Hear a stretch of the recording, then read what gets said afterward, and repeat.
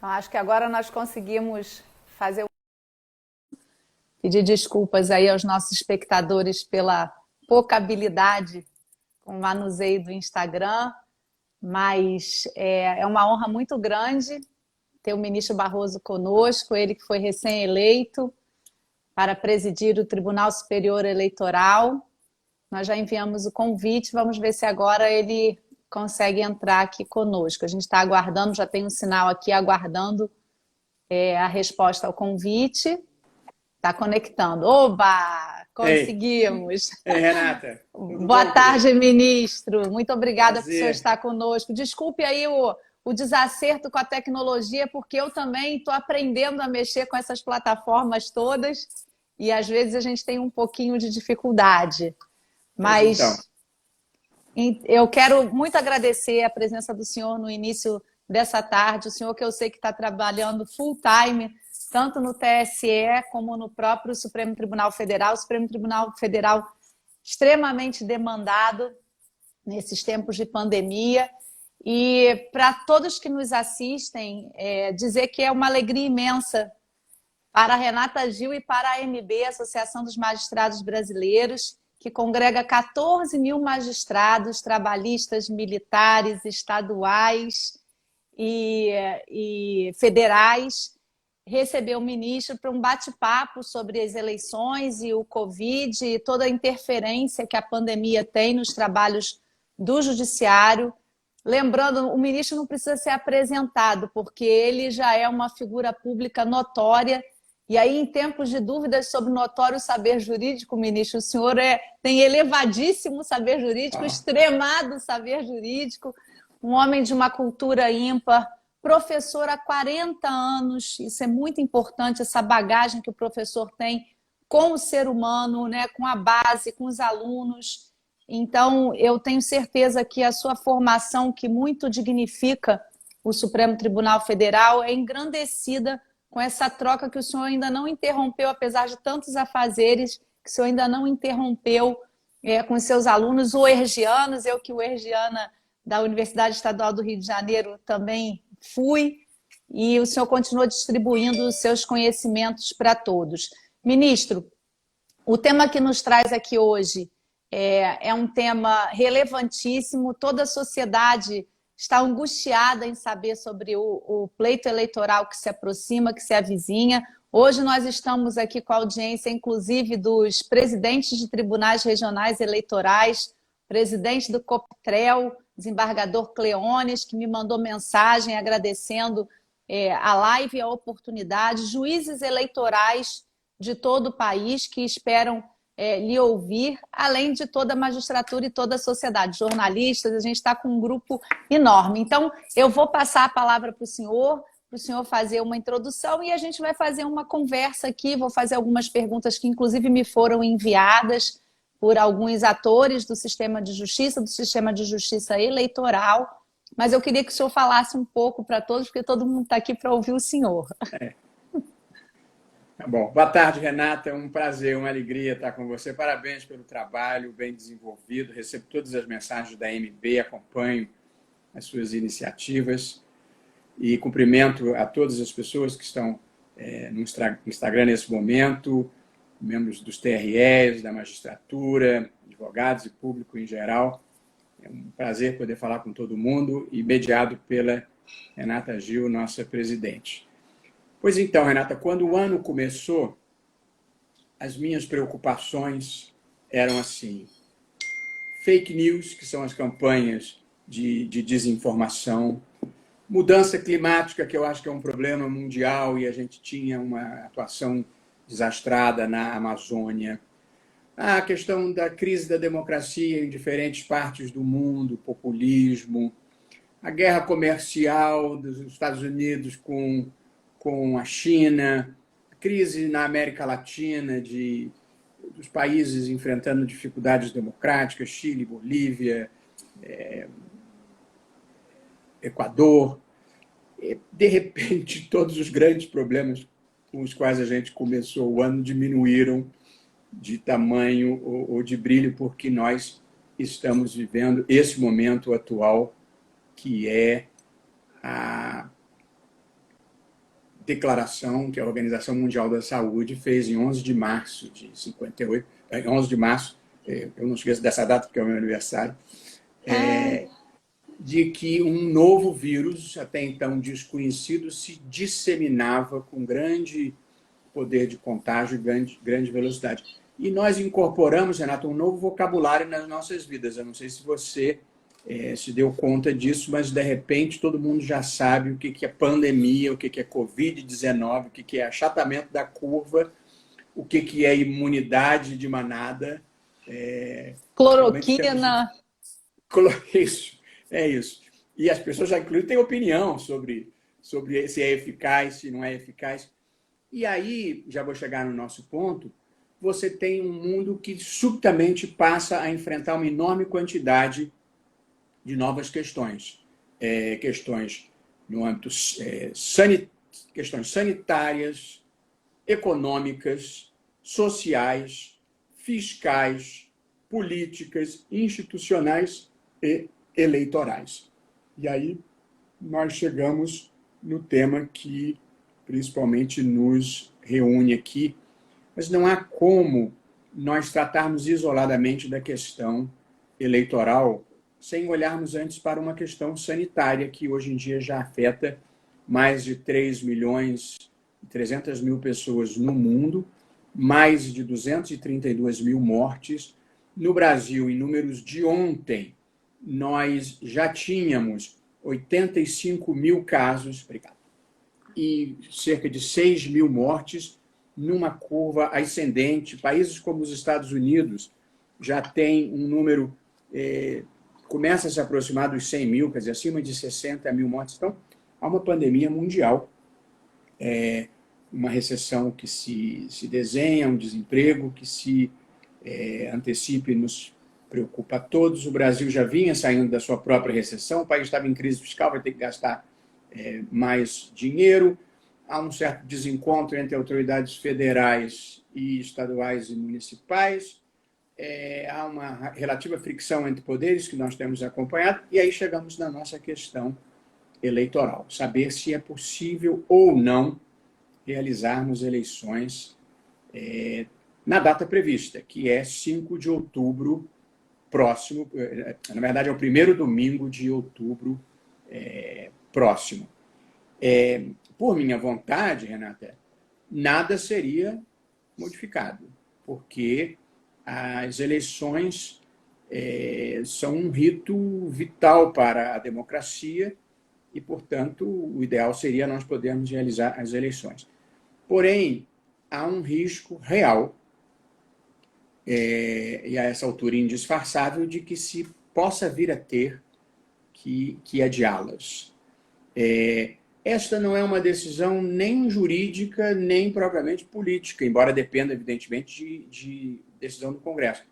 Vai ser uma decisão sanitária, vai ser uma decisão baseada nos informes que nós recebemos acerca dos riscos para a saúde pública. Se não houver condições de realizá-las em segurança absoluta para a população, eu acho que nós corremos o risco, sim, de termos que adiar as eleições, e aí, pelo prazo inevitável, que eu imagino que possam ser poucas semanas, e que nós consigamos, no máximo, idealmente realizá-las ainda em novembro, se precisar adiar, ou no máximo em dezembro, para não haver risco de se ter que prorrogar mandatos. Portanto, esses seriam os breves comentários assim, da minha fala inicial. Tudo que parecia dramático no início do ano cedeu a vez para a dramaticidade da pandemia, as suas consequências humanas, com perdas de vida, com uma paralisação total da economia, ou quase total, em quase todo o mundo, também com as consequências que daí advêm, e com os impactos eleitorais que vamos sofrer. Dito isso, eu estou à sua disposição e a dos nossos internautas para responder tudo que eu souber e puder. Como o ministro diz, né, talvez nós precisamos do iluminismo aí para avançar, usando as palavras do ministro, né, para avançar nas estratégias e caminhos para o Covid e o período pós-Covid. E uma outra frase do senhor muito interessante que me chamou a atenção, e se em vez de voltarmos ao normal, fizermos diferente. Então, isso muito indicia o trabalho vanguardista que o senhor pretende fazer no Tribunal Superior Eleitoral. Mas ainda dentro desse tema do calendário eleitoral, já que o senhor avançou sobre a questão de termos ou não eleições e que isso depende exclusivamente de como as orientações sanitárias se darão no país, o senhor vislumbra aglutinar as eleições municipais com as eleições para presidente, ou isso não está no radar e isso não é viável de acordo com o entendimento do ministro? Não, eu sou totalmente contra, Renata, essa possibilidade e vou lhe dar as razões. Em primeiro lugar, há um problema democrático, de violação do princípio democrático. É que os prefeitos e vereadores que estão em exercício nesse momento foram eleitos para 4 anos. Portanto, a população, o eleitor, tem o direito constitucionalmente previsto de, ao final de 4 anos, decidir se ele quer ou não renovar esse mandato ou se ele quer trocar o seu governante. Portanto, quem é eleito para 4 anos deve permanecer 4 anos.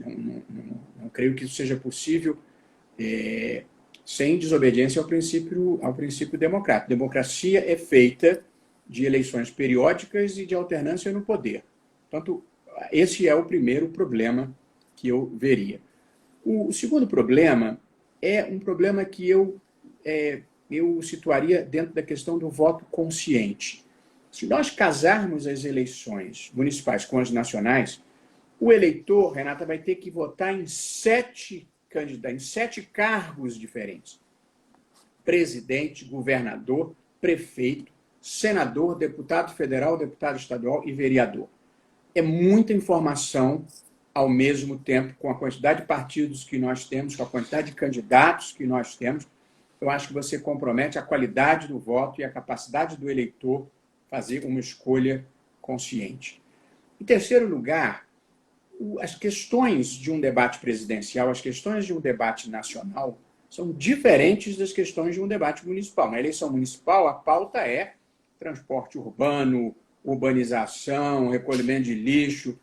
Numa eleição nacional, você está falando de política econômica, de política internacional.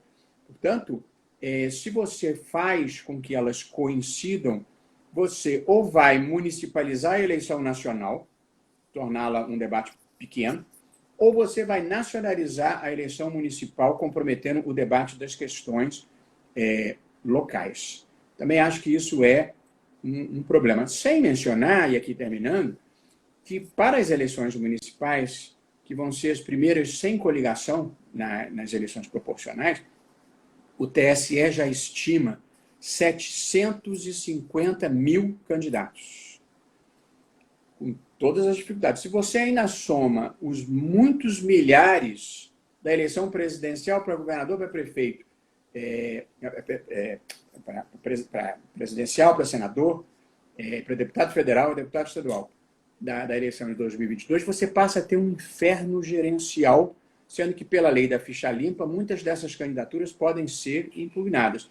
E aí o que vai acontecer? A Justiça Eleitoral não vai dar conta de julgar todas as impugnações, os candidatos vão ser eventualmente eleitos, e aí vai ter anulação de eleição, novas eleições. Ou seja, não vejo, por todos esses problemas, com nenhuma simpatia a perspectiva do cancelamento das eleições de 2020 para que coincidam com a de 2022. Excelente, ministro. Uma outra pergunta que os jornalistas nos fazem sempre é a respeito dos juízes possivelmente assumirem esses mandatos em caso de prorrogação.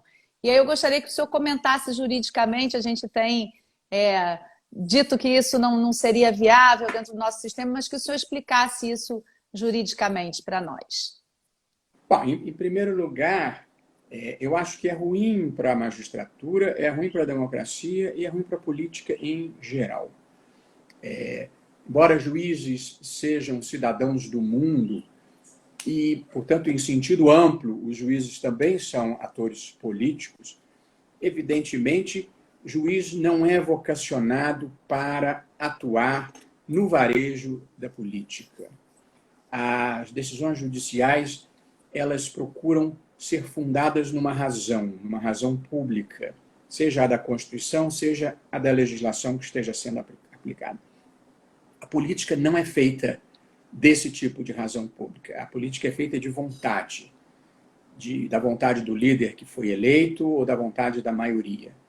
Portanto, o juiz não só não é vocacionado, como ele não foi eleito para isso. Portanto, há também um déficit de representatividade. Portanto, eu acho que é ruim para a magistratura, porque colocaria os juízes no varejo da política, e é ruim para a democracia, porque daria poder a quem não foi eleito para isso, não tem mandato para isso, nem tem previsão constitucional neste sentido. Portanto, Renata, eu não tenho nenhuma simpatia. Eu até por coincidência, eu comecei a minha vida profissional com um desembargador que foi governador, que era o Miguel Seabra Fagundes. Foi meu primeiro estágio na vida. Ele era um sujeito extraordinário, um grande jurista, e ele vinha... escapou o estado da federação agora, Rio Grande do Norte. E ele, por alguma razão que eu já não me lembro qual foi, teve que assumir a governadoria do estado. Mas essa é uma situação excepcional, quer dizer, há hipóteses extraordinárias em que, temporariamente, um presidente do tribunal pode ter que assumir. Mas a ideia de juízes assumindo a prefeitura me parece completamente estranha ao desenho constitucional que nós temos no Brasil. Além do que, ministro, os próprios juízes são os condutores desses processos eleitorais todos nos municípios.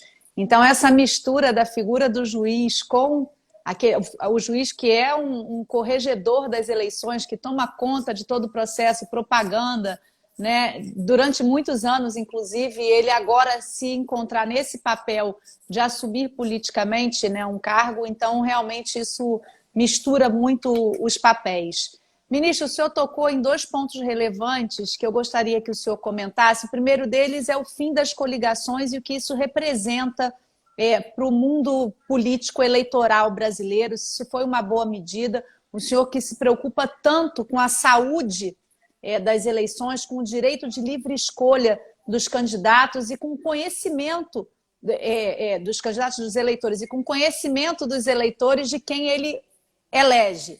Né? Isso até propõe um sistema novo que a gente vai falar. Mas o que o senhor acha sobre o fim das coligações e depois falar um pouco sobre as fake news também que o senhor mencionou?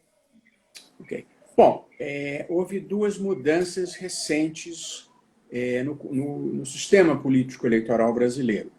Uma foi a reintrodução de uma cláusula de barreira que o Supremo, infelizmente, havia derrubado há muitos anos atrás.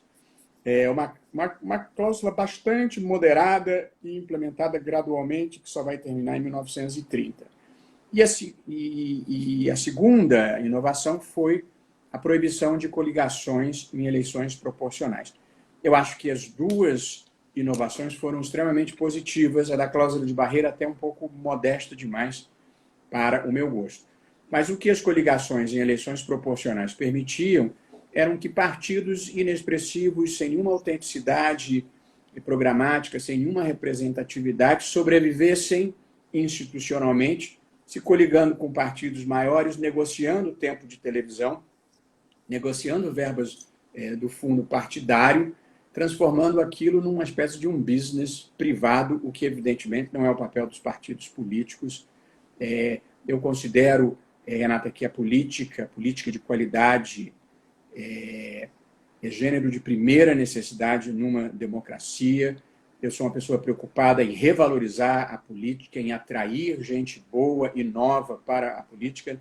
Não há salvação fora da política. A gente pode reclamar, pode resmungar, pode torcer o nariz, mas é dela que nós precisamos e, portanto, temos que investir em qualidade na política e, como falei, atrair gente nova. Portanto, o fim das coligações ajuda um pouco a empurrar para a margem da história essas legendas de aluguel ou que não têm nenhuma representatividade.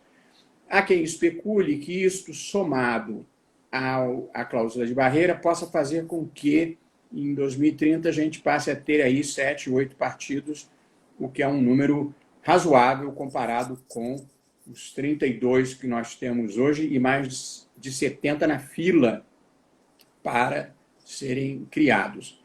O fim das coligações, no entanto, criou esta complicação para a justiça eleitoral. Você vai ter muito mais candidato, porque quando os partidos se coligavam, o partido que não se coliga, ele pode lançar uma vez e meia o número de vagas que estão em disputa. Quando ele se coligava, podia lançar o dobro. Agora, não.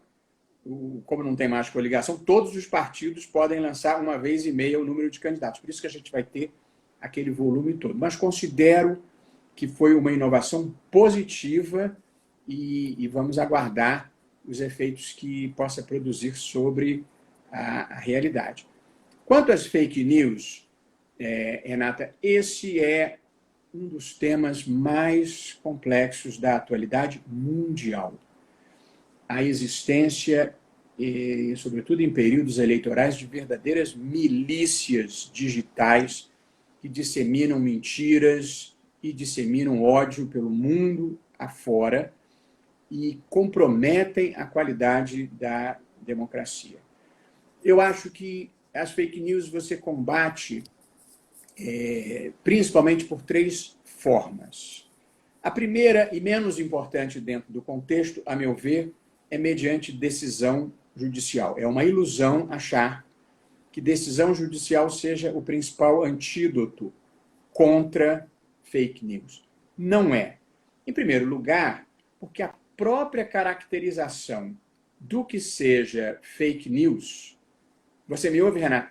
Bem, estou ouvindo bem o senhor. Okay. Tá. A própria caracterização do que seja fake news não é fácil. E, portanto, o judiciário não quer o papel de um censor permanente do debate público. Se um candidato disser o partido tal tem ligações com a milícia, ou se outro disser o partido tal tem ligações com grupos que cometeram corrupção, o judiciário não pode entrar nesse varejo do debate político para cercear a liberdade de expressão. Em segundo lugar, como você bem sabe, como juíza competente que o judiciário trabalha com o contraditório. Quer dizer, quando chega uma representação, você vai ouvir a outra parte, depois vai tentar levar no plenário, se for no TSE. Já passou, no mínimo, uma semana com muita sorte. Na internet, no mundo de hoje, uma semana, a informação já circulou, já foi, veio. Em terceiro lugar, a boa parte desses servidores que disseminam notícias falsas estão no exterior. E, portanto, você nem tem jurisdição sobre eles. É uma questão de extraterritorialidade. Portanto, o judiciário vai ser um ator que pode ter a sua importância pontual, mas não vai ser o protagonista do enfrentamento das fake news. O protagonista do enfrentamento das fake news tem que ser as plataformas tecnológicas. E o TSE, sob a liderança da ministra Rosa Weber, fez parcerias com todas elas e já temos conversado, e eu mesmo pretendo me reunir com eles logo depois de tomar posse, porque com o Facebook, com o Twitter, com o Google e com o WhatsApp. Espero não estar pulando ninguém. Que são as principais. Para que eles controlem isso, pelos mecanismos tecnológicos para você identificar robô, para você identificar comportamentos inusuais. Portanto, sem propriamente um controle de conteúdo, você conseguir evitar que essas milícias disseminem artificialmente notícias. E o terceiro e último fator de combate às fake news vai ser conscientização. Eu mesmo pretendo fazer uma grande campanha de conscientização das pessoas, de checarem as informações, checarem a fonte, não repassarem qualquer coisa e, sobretudo, aplicarem a regra de ouro, que é não fazer para os outros o que não gostaria que fizessem com elas. Portanto, não dá para você repassar fake news que é contra quem você não gosta e depois se ofender quando repassam isso que você gosta. A gente tem que ter um comportamento ético linear para tudo. De modo que eu acho que vamos combatê-las com conscientização da população, ajuda das plataformas tecnológicas e, residualmente, com o judiciário. Muito bom, ministro. Essa questão da invasão dos robôs, ela é uma questão que preocupa todos. Eu mesmo, no outro dia, fui vítima lá no Twitter de uma invasão de robôs. A gente nota, né, e conversando com pessoas que trabalham com essas plataformas digitais, qualquer um de nós, especialmente figuras públicas como o ministro, acabam sujeitos. Nós temos que usar as plataformas porque hoje a comunicação exige, né? Mas a gente precisa desse sistema todo de segurança. Então, os convênios que foram firmados pelo TSE são de extrema relevância para todos nós que somos atores desse sistema eleitoral. A gente sabe que em época de eleição vale tudo e a imediatidade da informação acaba nos atropelando e impedindo. Por isso que eu também concordo muito com o ministro, o sistema de justiça ele não tem essa capacidade, pelas reações rápidas que nós precisamos com relação, inclusive, a robôs, de reagir a tudo isso. E uma outra coisa que eu acho muito interessante que o ministro fala é que o controle de conteúdo, né, de fake news seria uma censura privada, o que é muito difícil de ser feito sem prejudicar, né, direitos fundamentais consagrados na Constituição. Ministro, o senhor fala muito do papel constitucional do Supremo Tribunal Federal como garantidor dos direitos individuais, garantidor da democracia. Como o senhor visualiza o papel do Tribunal Superior Eleitoral dentro da nossa democracia? Nós temos uma democracia robusta, vigorosa e que podemos confiar? Bom, é que nós temos uma democracia consolidada, estabilizada, eu tenho orgulho em dizer que sim.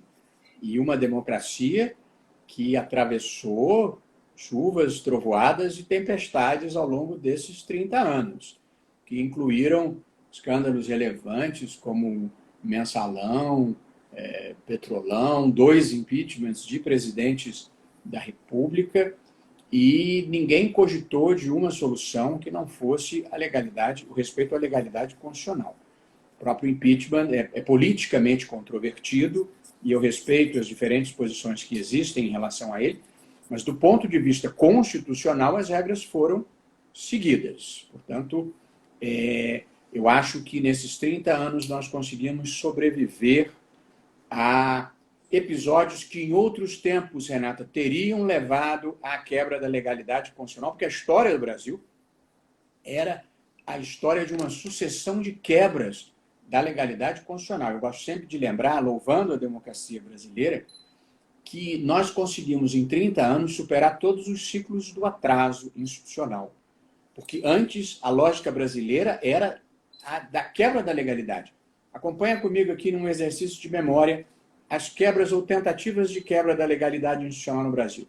Revolução de 30, Revolução Constitucionalista de 32, Intentona Comunista de 35, Golpe do Estado Novo de 37, deposição do Getúlio Vargas em 45, contra-golpe preventivo do Marechal Lott para segurar a posse do Juscelino Kubitschek, 2 tentativas de golpe contra Juscelino Kubitschek, veto dos ministros militares à posse do João Goulart quando da renúncia do Jânio Quadros, golpe militar de 64, prorrogação do mandato do Castelo Branco, com cancelamento das eleições de 65, ato institucional número 5 de 68, impedimento à posse do vice-presidente Pedro Aleixo em 69, outorga da Constituição de 69, anos de chumbo do período Médici, fechamento do Congresso pelo general Geisel em 77. Portanto, a história do Brasil era uma história de quebras da legalidade.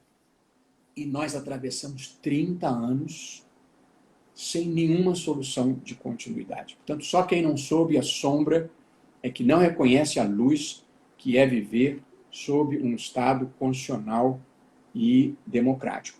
E o TSE e a Justiça Eleitoral em geral, e não apenas o TSE, tem desempenhado um papel muito relevante, inclusive na superação de um quadro histórico de fraudes eleitorais que sempre marcara a República Brasileira, a República Velha, sobretudo, mas a história brasileira era uma história de fraudes ou de acusação de fraudes eleitorais. Em 1996, o Brasil instaura, via TSE, o sistema de urnas eletrônicas e nós conseguimos eliminar um passado de fraudes até hoje, fora da retórica política de quem queira exercê-la, mas até hoje nunca se demonstrou com prova, nós somos juízes, Então, nós trabalhamos com fatos e com provas.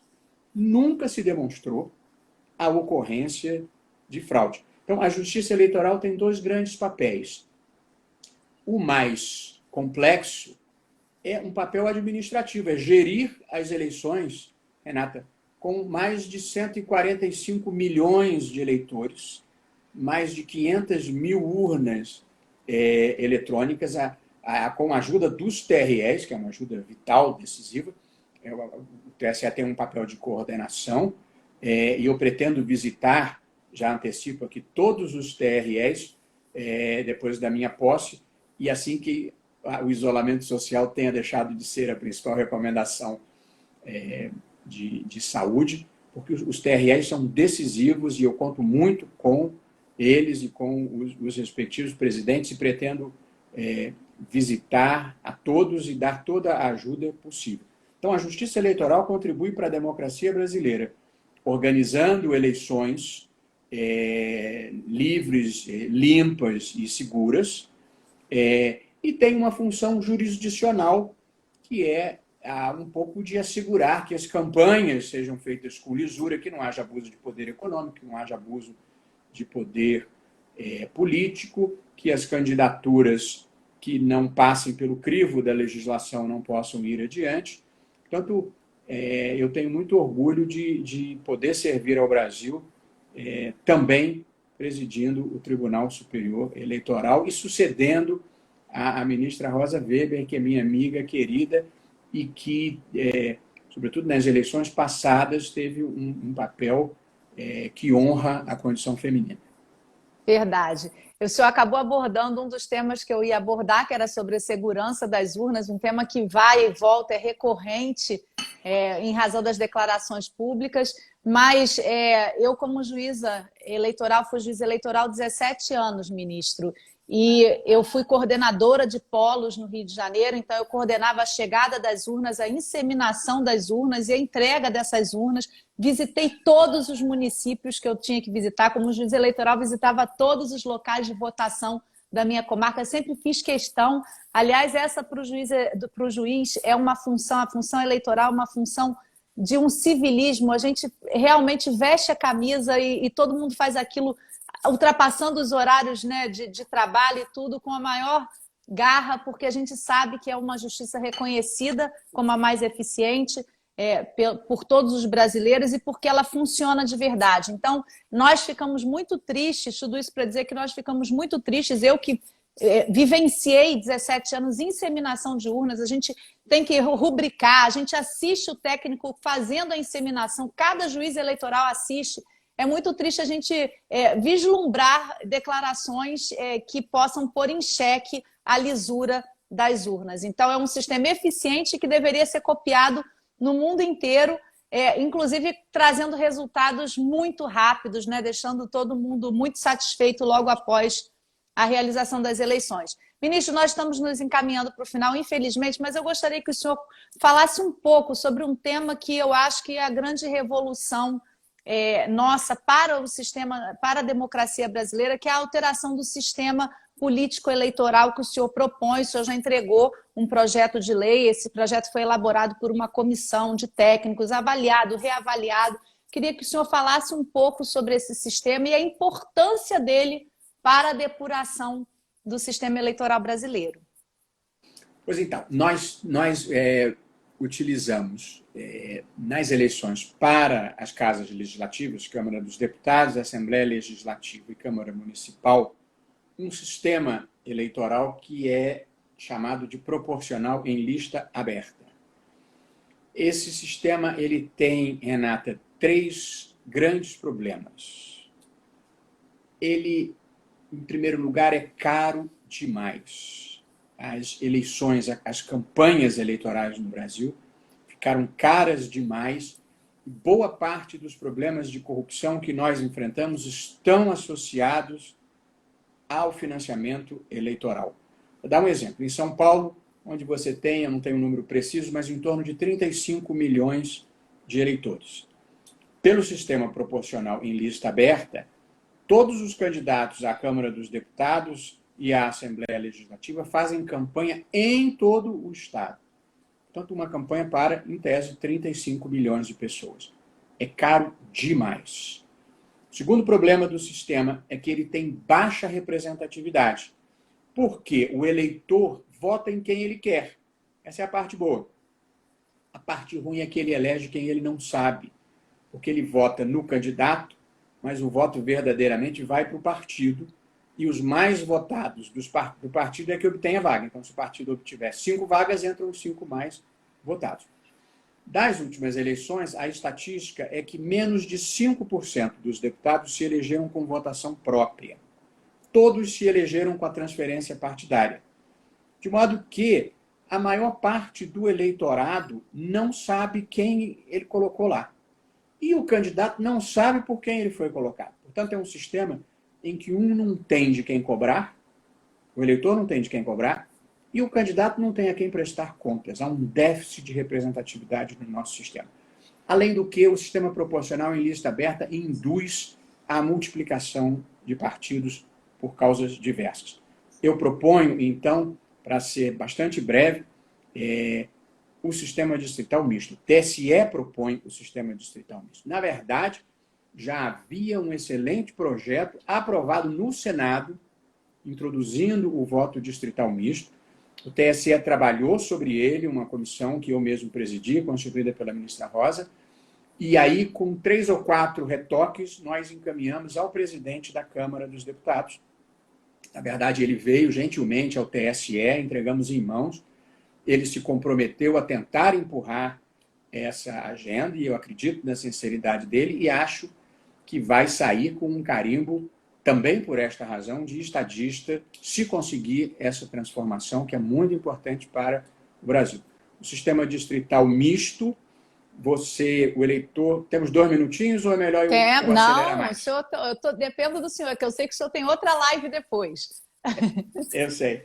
Para não cansar. No sistema distrital... Aliás, misto, ministro, só para interromper o senhor rapidamente, as manifestações aqui são todas que o senhor continue, que a palestra é maravilhosa, que o senhor fez um registro histórico lindo, só elogios. Que bom, coisa boa. No sistema distrital misto, a Câmara dos Deputados é dividida em 2. Metade dos deputados são eleitos pelo voto, eu estou simplificando, tá? Pelo voto distrital, e a outra metade pelo voto partidário. Como funcionaria? Pega um estado como São Paulo, por exemplo, que tem 70 deputados. Então, metade eleita pelo voto distrital, você dividiria o estado em 35 distritos. Em cada distrito, o partido lançaria o seu candidato. São 35 milhões de eleitores, então cada distrito teria 1 milhão de eleitores. De modo que o candidato vai fazer campanha em São Paulo, que é o maior estado da federação, para 1 milhão de pessoas, e não para 35 milhões. Com isso, você barateia a campanha. Em segundo lugar, cada distrito vai eleger o seu representante. De modo que, quando ele voltar 4 anos depois para pedir voto, você tem como saber como é que ele votou na reforma da Previdência, na reforma trabalhista, na reforma tributária, ou seja, lá qual tenha sido o desempenho dele. Portanto, você aumenta a representatividade. Você sabe quem te representa lá, e quem está lá sabe que vai precisar do seu voto daqui a pouco, e você sabe o que ele fez. Portanto, você barateia e você aumenta a representatividade. E o segundo voto, para eleger a outra metade, este é um voto que você dá no partido. Tem gente que gosta mais do PSDB, tem gente que gosta mais do PT, tem gente que gosta mais do PSL. E, portanto, este partido terá uma lista.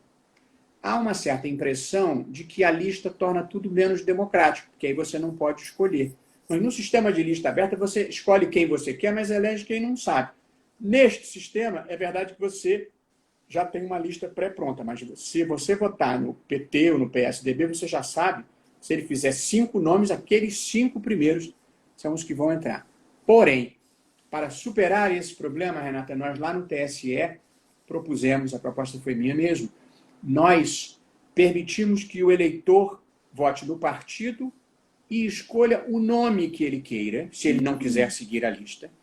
E se o nome que ele escolher obtiver votação própria, quociente partidário próprio, ele entra, ele fura a lista. Portanto, acabamos com essa coisa antipática da lista fechada. Esse é o voto ideológico, esse é o voto em que você vai votar por mais Estado na economia ou menos Estado na economia, por políticas feministas ou por políticas conservadoras. Portanto, você divide entre uma representação mais próxima do eleitor, que é o voto distrital, e uma representação mais ideológica, que é o voto partidário. Então, acho que você barateia e atende às duas grandes propostas de sistemas eleitorais que existem. O distrital atende à proposta majoritária, que muita gente prefere, e o voto partidário atende à parcela proporcional, porque o partido vai ter o número de assentos proporcional ao número de votos que recebeu. Não é fácil explicar isso em tão pouco tempo, eu espero que tenha explicado com alguma clareza. Não, foi super didático e eu estou vendo aqui as mensagens todas. Excelente, excelente ideia, adorei, está todo mundo gostando muito. Ministro, para terminar, eu não posso deixar de falar, eu que fui a primeira mulher eleita em 70 anos de história da AMB, a gente vê uma grande dificuldade de ascensão feminina. E a Justiça Eleitoral tem uma preocupação muito grande com a chegada das mulheres ao parlamento. Embora a gente tenha aí alguns registros históricos, eles não são conhecidos, e eu me deparo com isso nas minhas palestras, as pessoas não conhecem quem foi a primeira deputada, não sabem a proporção de mulheres eleitas nem na Câmara nem no Senado, ainda é muito pouco. Embora a gente tenha aumentado um pouco na Câmara, ainda é pouco, mas a gente tem hoje mecanismos legais de fazer valer essa chegada das mulheres. E eu gostaria só que o senhor comentasse um pouco sobre isso, como é que o TSE vai fiscalizar. A gente tem cota do fundo partidário agora, então, e essa cota tem que ser aplicada exatamente para as candidatas. Como é que o TSE vai lidar com essa matéria? Se vai ter muita atenção, só para todos os nossos espectadores ficarem satisfeitos aqui com relação à participação feminina na política. Ok. Renata, eu tenho assim, muitas ideias de campanhas ou de discursos que eu gostaria de compartilhar com o eleitorado de uma maneira geral. Eu vou mencionar 3. Eu tenho uma certa ideia fixa cabalística com classificações tricotômicas, porque esse é um ambiente jurídico, porque quando eu estudei direito tributário em outra vida, nós aprendíamos que havia 3 espécies de tributo: imposto, taxa e contribuição de melhoria, e vivíamos felizes e em paz. Um dia, ainda no regime militar, alguém veio e disse: empréstimo compulsório também é tributo. E aí, não sei se você não lembrará, que você não tem idade, mas quando se abastecia no posto de gasolina, tinha que fazer um depósito compulsório. Quando você viajava para o exterior, tinha que fazer um depósito compulsório. Portanto, a vida já foi pior por aqui. Mas disseram: empréstimo compulsório é... Quem tem saudade do regime militar tem que lembrar do empréstimo compulsório. O que eu queria dizer, quando eram 3, nós vivíamos felizes e em paz. Quando rompeu a barreira dos 3, nunca mais houve consenso sobre a classificação dos tributos. De modo que eu carrego a superstição de que a gente deve dividir as coisas em frações de 3. Enfim, 3 ideias que eu tenho: voto consciente, quer dizer, procurar levar à população a percepção de que não adianta se lamentar da vida depois das eleições. Tem que ficar antenado antes das eleições, se informar, procurar saber quem é representativo das suas ideias e da sua comunidade. Então, essa ideia do voto consciente, uma campanha para dizer: vote em quem você não vai esquecer uma semana depois, porque é o que mais acontece. Portanto, voto consciente, atração de jovens para a política. Precisamos trazer gente boa e nova para a política. Eu sou professor, você fez a covardia de lembrar, há 40 anos. Nem parece. Pois eu tenho alunos em toda parte. No Itamaraty, uma penca. Na Polícia Federal, diversos. Na magistratura, um monte. No Ministério Público, um monte. Na política, eu acho que não conto nos dedos de uma mão. Ou seja, a política não atraiu os jovens. Os jovens idealistas foram parar muitos ou no judiciário ou no Ministério Público, ou na Polícia Federal, e tentam mudar o mundo a partir de lá. Embora a judicialização, em alguns espaços da vida, possa conseguir coisas importantes, mudar o mundo mesmo é com a política, não é com o judiciário. O papel do judiciário não é transformar o mundo. Então, o segundo item seria atrair gente nova e boa, valorizar os movimentos de jovens de ingresso na política, Renova Brasil, Acredito, que são projetos pluripartidários, mas que procura atrair gente nova e qualificada. E um terceiro item dessa minha agenda é empoderamento feminino. Nós precisamos de mais mulheres na política, precisamos de mais mulheres na magistratura, onde houve muitos avanços, como você sabe, embora ainda não na cúpula. O próprio TSE, agora com a saída da ministra Rosa, vai ficar sem nenhuma mulher. É verdade que nesses últimos anos foi tão bem representado quanto era possível pela ministra Rosa, mas é ruim que seja assim. Nós, inclusive, ministra Rosa e eu e o ministro Fachin, tentamos emplacar mulheres nas listas, mas é difícil. A cultura brasileira ainda é machista. As mulheres que entraram nas listas, enfim, há muitas circunstâncias nisso. Mas o empoderamento feminino é um salto de qualidade mundial. Basta olhar a Nova Zelândia, que é onde as coisas mais estão dando certo, que tem uma primeira-ministra que tem sido um show de bola.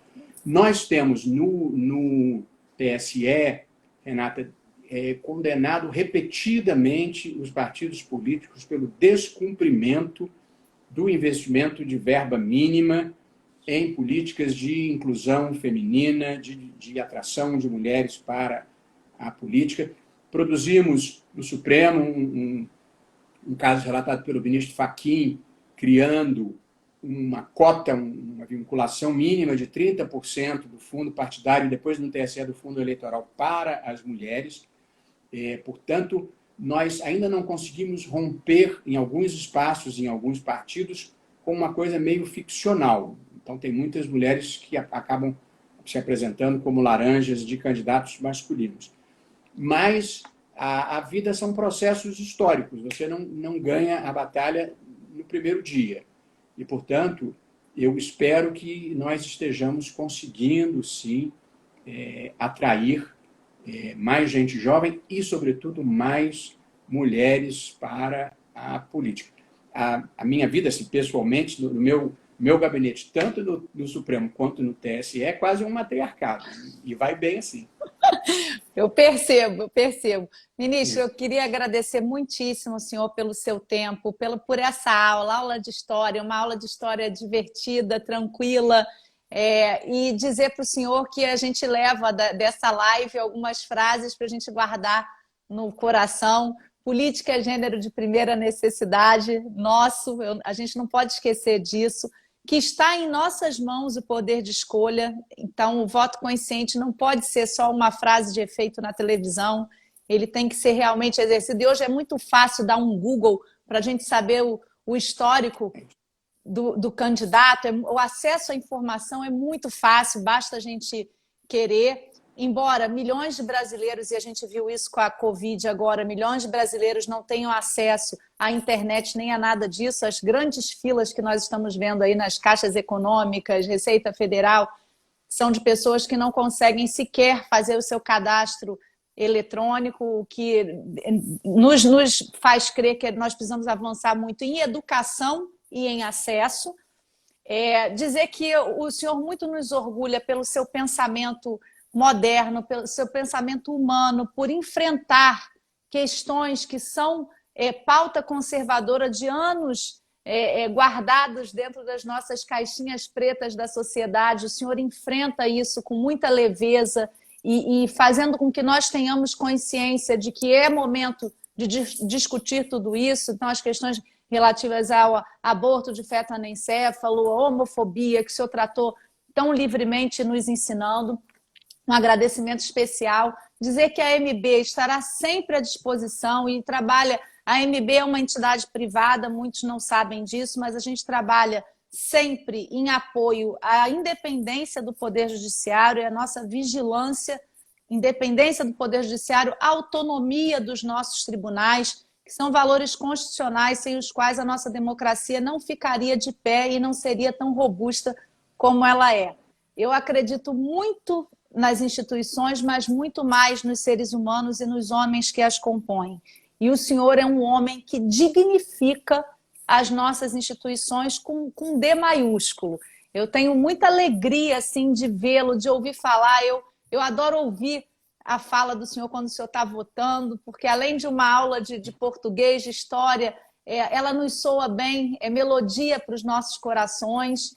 E dizer que a AMB tem feito esse trabalho em apoio ao Supremo. Nós tivemos algumas falas que tivemos que nos posicionar, como o senhor fez ontem. Ontem a AMB se posicionou publicamente em favor da decisão do ministro Alexandre. Eu não sei se o senhor quer comentar isso brevemente. A decisão em si, não posso, não devo e não quero, mas a pessoa do ministro Alexandre, com quem eu tenho convivido nos últimos anos e que eu já conhecia de vida acadêmica, o ministro Alexandre era um acadêmico de uma carreira sólida, um livro para os iniciantes em direito era um clássico, o curso dele de direito constitucional, ocupou cargos no governo de São Paulo, foi ministro da Justiça, enfim, passou por todos esses cargos sem, enfim, nenhuma mácula. Portanto, eu achei... a decisão eu não comento, ela vai entrar possivelmente no plenário ainda. Mas a pessoa dele é de um juiz íntegro e portanto, achei que tinha dever... Não foi um dever de amizade, foi um dever de justiça, o que são coisas diferentes. Assim, eu não falo mal dos meus amigos, mas também não elogio no que eles não merecem. E não foi o caso. Eu acho que foi uma defesa importante. A discussão em si, na qual eu não posso entrar, é saber em que medida, Renata, o Poder Judiciário deve interferir no espaço público para assegurar que existam determinadas instâncias neutras. Uma democracia tem órgãos de Estado que devem ser órgãos neutros. O Judiciário, a COAF, a Receita Federal, a Polícia Federal, os órgãos que não pertencem a um governo nem devem estar subordinados a uma vontade. São órgãos de Estado e que, consequentemente, devem estar subordinados diretamente à razão constitucional. A interferência do Judiciário em nomeações de ministro é uma questão delicada. Mas a preservação de instâncias neutras também é uma questão importante. Portanto, estas são as duas variáveis, sem adiantar a minha posição, presentes nesta discussão. Riscos que envolvem o judiciário quando ele vai além de um determinado ponto na política, riscos que existem para a democracia constitucional quando instâncias que devem permanecer neutras e imparciais são capturadas pelo varejo da política. Portanto, não é uma ponderação banal, mas num mundo que enfrenta o problema das democracias iliberais e também enfrenta o problema do excesso de judicialização, essa é uma discussão muito relevante. Eu estou colocando o mesmo peso nos dois pratos, não é porque eu não tenho uma opinião, não, é para não antecipá-la nesse momento. Portanto, seja qual for a maior ou menor concordância com a decisão, o autor da decisão merece respeito, inclusive porque conquistou o direito a ser respeitado. Entendeu? Então, esse foi o meu ponto de vista. Nesse sentido, também a AMB se manifestou. Pela independência, a decisão judicial tem que ser cumprida e quem não se conforma com a decisão deve buscar os recursos, que o nosso sistema é farto em recursos para que sejam modificados. Então, ministro Barroso, mais uma vez, muito obrigada. Eu queria pedir que todos seguissem as nossas redes sociais, @magistradosbr e @RenataGilAMB. Dizer que nós estamos com um concurso aí nas ruas para que todos os magistrados possam se manifestar sobre as duas pesquisas que a AMB produziu e que são muito importantes. Quem somos a magistratura que queremos? Uma pesquisa interna em que os juízes se analisam e analisam o sistema de justiça, e a pesquisa externa, que é o perfil da magistratura, a imagem do Poder Judiciário, analisadas por usuários do sistema de justiça, pessoas comuns, jornalistas, advogados, e desse caldo todo, ministro, retirarmos novas plataformas, novos projetos para a gente aprimorar a efetividade do sistema de justiça, que é a grande angústia. Nós percebemos isso nas duas pesquisas, na interna e na externa. É a angústia dos magistrados, é a angústia do usuário, é a angústia dos que usam frequentemente o sistema de justiça. Muito obrigada. Renata, muito obrigado pelo convite. Um prazer e uma alegria estar com você. Fique em casa, se cuida. Estou em casa. Precisamos de você com saúde. Obrigada, ministro. Um beijo. Obrigada. Tchau, tchau. Tchau.